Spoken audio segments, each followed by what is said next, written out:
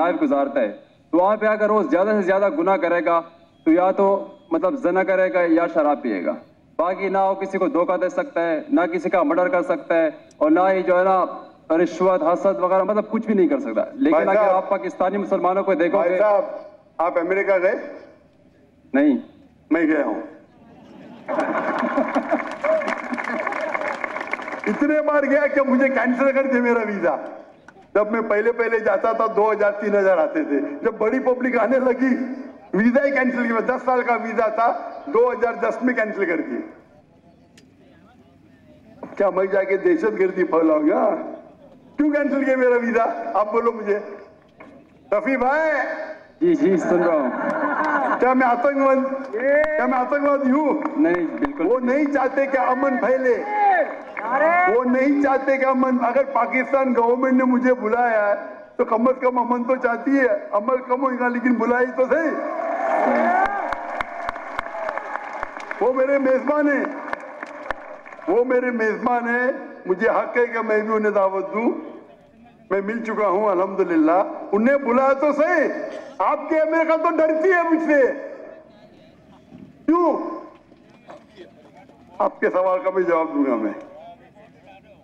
वहां आप देखेंगे अमेरिका में हमारे कुरान की जो आयत है, कभी आप कुछ भी गलत देखेंगे तो गुस्से बसर करो। सूरह नूर सूरा नंबर 24 आयत नंबर 30 और 31। कुछ भी गलत गुस्से बसर करो। वहां आप गाड़ी कितना चलाएंगे? नंगी औरतों की तस्वीर है, गुस्से बसर करेंगे एक्सीडेंट हो जाएगा भाई, कत्ल हो जाएगा। आप घर के बाहर निकलो, most of the western country में वो मोटरसाइकिल बेचने के लिए नंगी लड़की बैठी है, गाड़ी बेचने के लिए BMW का नाम सुना है? BMW? जी सुना है। हाँ, BMW के आगे मैंने देखा ना ऐड, मुझे किसी ने कहा एक लड़की बिकिनी में और उसमें लिखा है test drive her now, test drive her now, who the girl of the car. अपने भाई बहन को बेच रहे, मां को बेच रहे, फिर भी पाकिस्तानी जाते उधर। तो इस्लाम को फॉलो करना, यहां मैं नहीं कहता हूं कि पाकिस्तान में गुनाह नहीं होता है, बट परसेंटेज देखेंगे यहां फिर भी कम है। पाकिस्तान में अमेरिका से कम है। और जो अमेरिका में जो फैयाश है वो आपके घर में घुसता है। आप समझ रहे? जी। यहां जो है आप अगर रहना चाहते रह सकते। आप बोलते हैं अमेरिका में रिश्वत नहीं। कौन बोला अमेरिका में रिश्वत नहीं? लेकिन ज्यादा नहीं होता ना जितना पाकिस्तान में होता है। अरे वहां तो बिलियंस ऑफ डॉलर्स में होता है, रुपए में होता है। आपको तादाद ज्यादा रखती है। 1 बिलियन रुपया, 1 बिलियन, $1 बिलियन है 300 गुना। आप समझ रहे? आपको शायद गिनती देख रहे, 1 बिलियन, 1 करोड़ रुपया, वहां तो क्या $1 मिलियन। अरे बट $1 मिलियन 1 करोड़ से ज्यादा है, आपको शायद पता नहीं होगा। $1 मिलियन कितना है? 10 लाख। 10 लाख रुपया, 10 lakh dollar, 10 lakh dollar. $1 million कितना है? तो $10 लाख। $1 मिलियन कितना है? 10 करोड़ होंगे। पता ही नहीं, गिनती मुश्किल है। वही तो बोल रहा मैं आपको। $10 मिलियन साल पता नहीं पाकिस्तानी कितने बनते होंगे। 10 बिलियन, $10 मिलियन पाकिस्तानी कितने रुपये हुए? कैलकुलेटर अभी मेरे साथ भी है ना। हाँ वही तो है ना, तकरीबन 30 करोड़ होते, 30 करोड़, 3 बिलियन। समझ रहे आप? तो वो आपको नंबर ज्यादा लगता है, वहां डॉलर में होता है, यहाँ आप मुझे बोलो। लेकिन सर वहां पे सुनिए मेरी बात।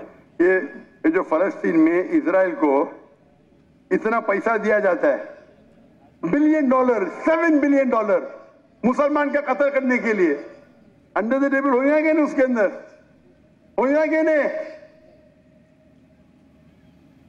होगा। पूरे लोग का पैसा अगर वो $6 बिलियन डालते, खुद तो अपने इसमें कुछ डालते होंगे ना। बड़ा करप्शन, छोटा करप्शन नहीं। आप समझ रहे? जी। आप मुझे बोलो, आप वहां रहते, आप कमाते, आपके पैसे से बेगुनाह लोग का कत्ल हो रहा है, आप जिम्मेदार है क्या नहीं? है क्या नहीं? जी बिल्कुल मैं हूं। जितने पाकिस्तानी वहां रह रहे अमेरिका में, उनके हाथ में हमारे गाजा के मुसलमान का खून है।